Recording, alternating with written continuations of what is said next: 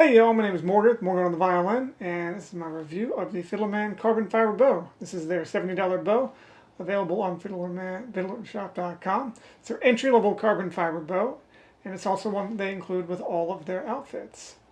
I'm going to break this review down into two parts for two different audiences, parents and teachers, shopping for students. I'm going to give that review first, and then musicians looking for a backup bow or an outdoor bow, I'll do that review second.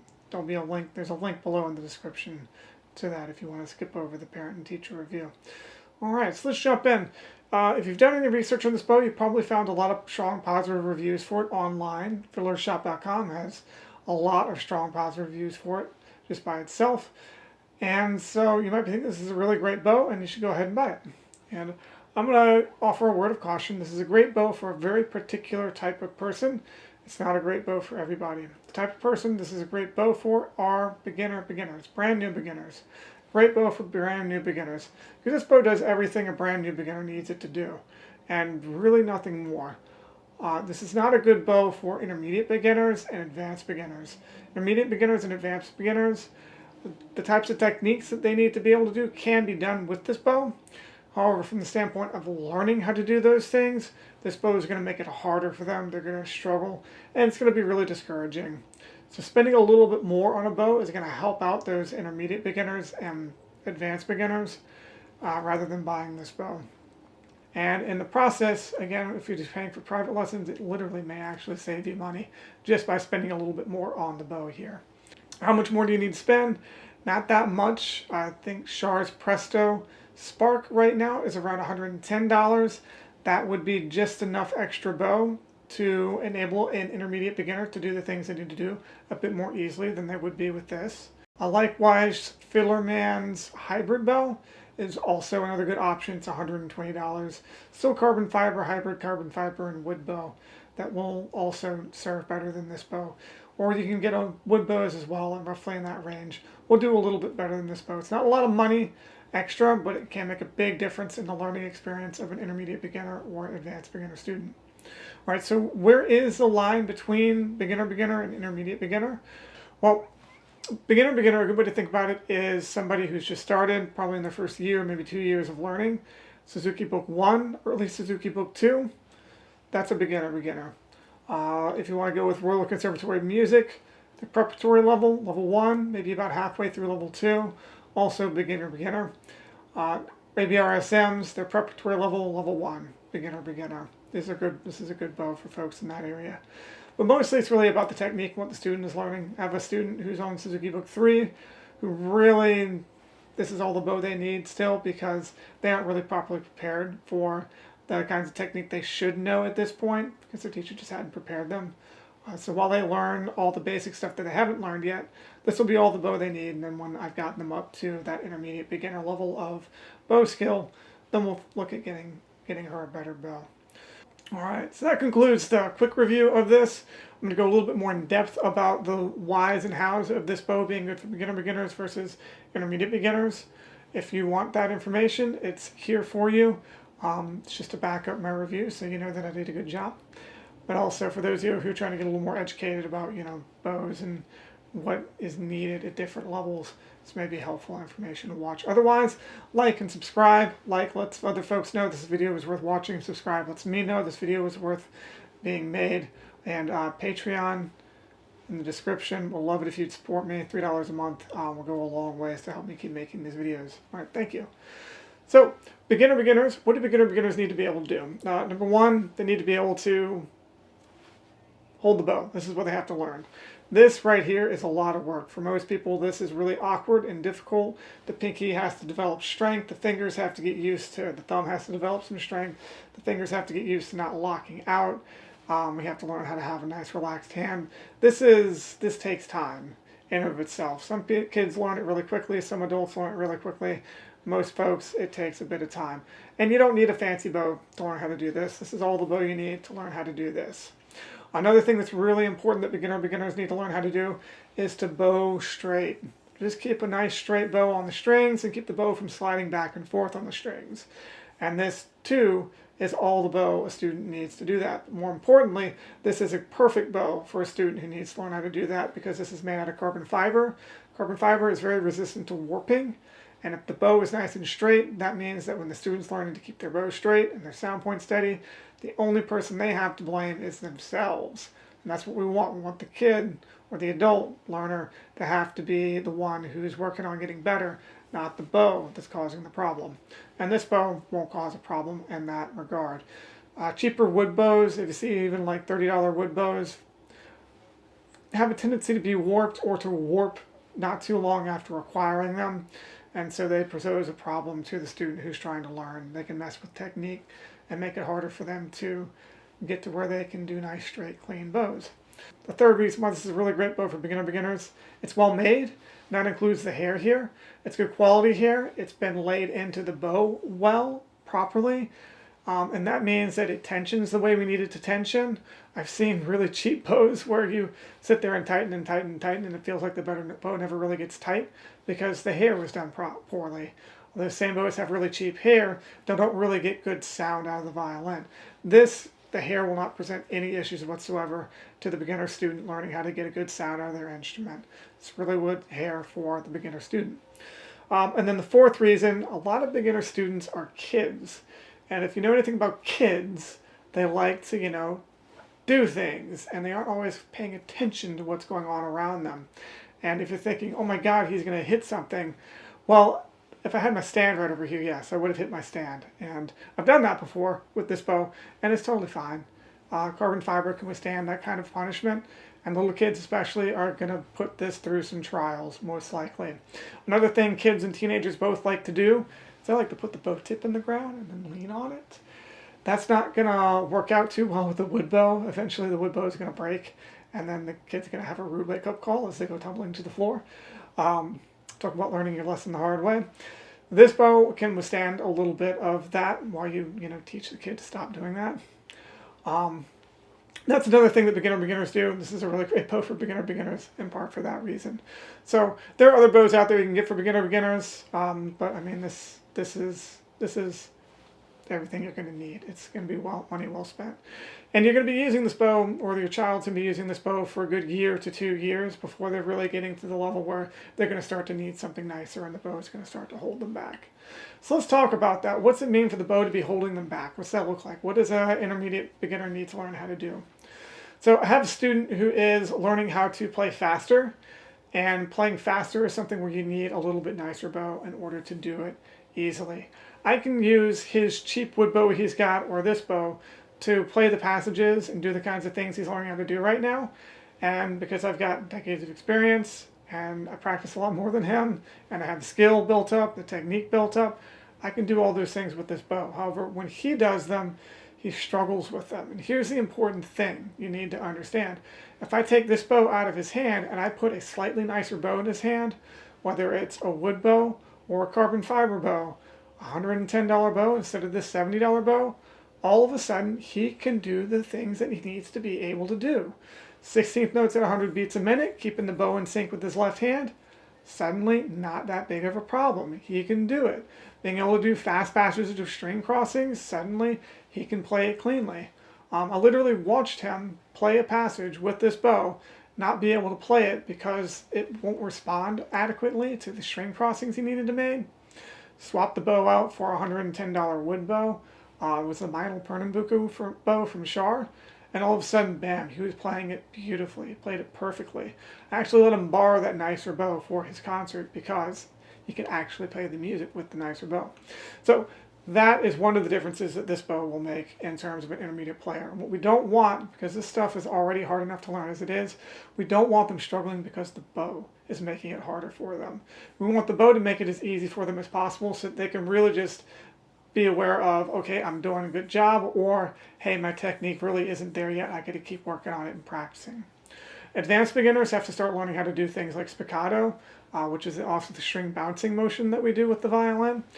And this bow is also going to hold an advanced beginner back in terms of learning how to do spiccato. Same thing, I put a slightly nicer bow in his hand and all of a sudden he can do spiccato a lot more easily.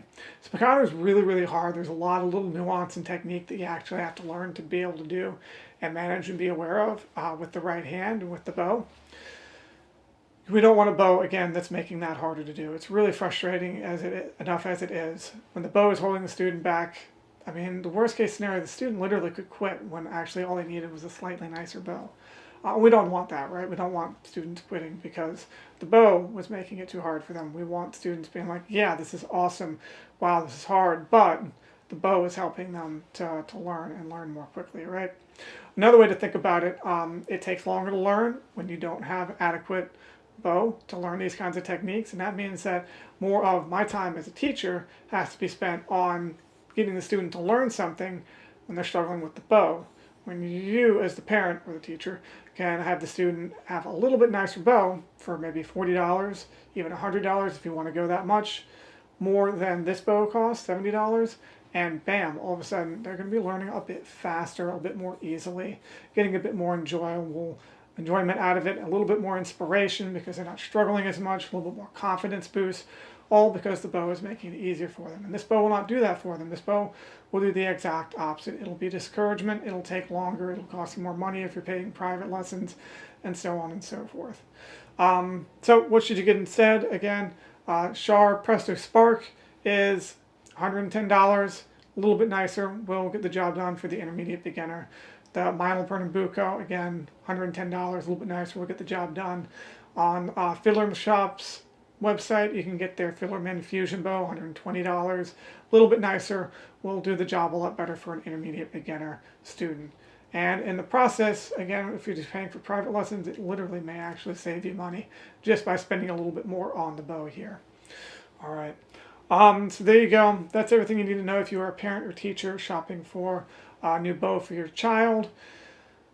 Like and subscribe. Subscriptions let me know that this video had value and I should keep making them. Likes let other people know that this video had value and they should watch it. Right. Also, Patreon. I have a Patreon page. This bow cost me $70. I generally buy the things that I'm reviewing, or occasionally I get them from families. In this case, I purchased it.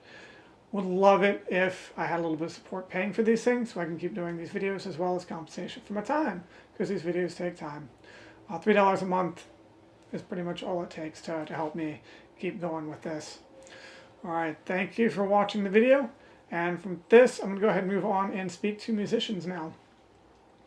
So those of y'all who are musicians, you probably have read a lot of reviews that say this is a really great bow. It gets rave reviews as a backup bow, as an outdoor bow, etc., etc. I'm going to discourage you from getting this bow in particular. It's important to remember this is a $70 bow.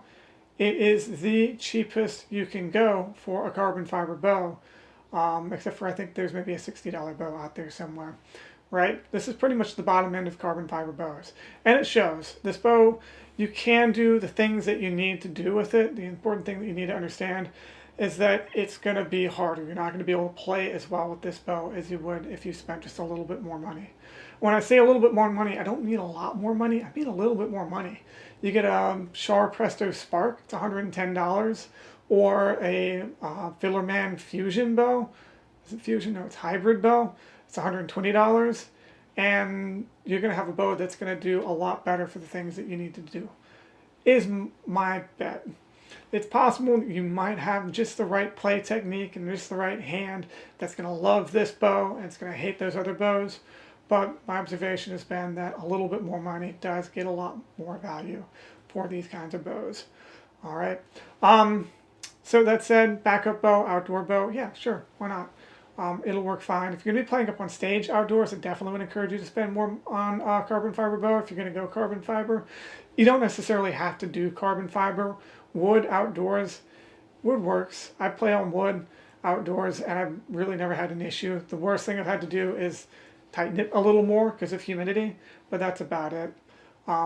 My experience using this bow outdoors compared with my wood bow outdoors has been that this bow is terrible. It sounded really bad. The instrument sounded really harsh. I couldn't play very well with it. Mind you, I also had a cast on my hand at the time, so I couldn't play very well in general, but this bow made it a lot harder.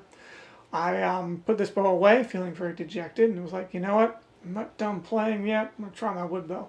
I took my wood bow out, and it's a lot nicer wood bow.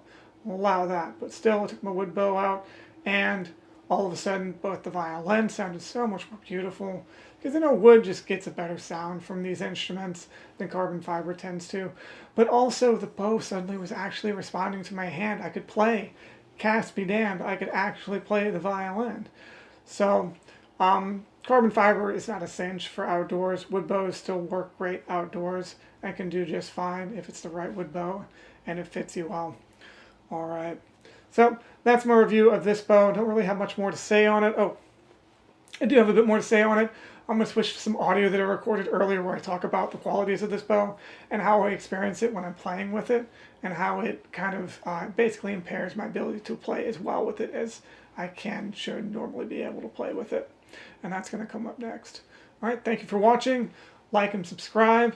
Subscriptions let me know that you like this video. I should keep making it. Likes let other people know that you like this video and they should watch it. All right, thank you very much.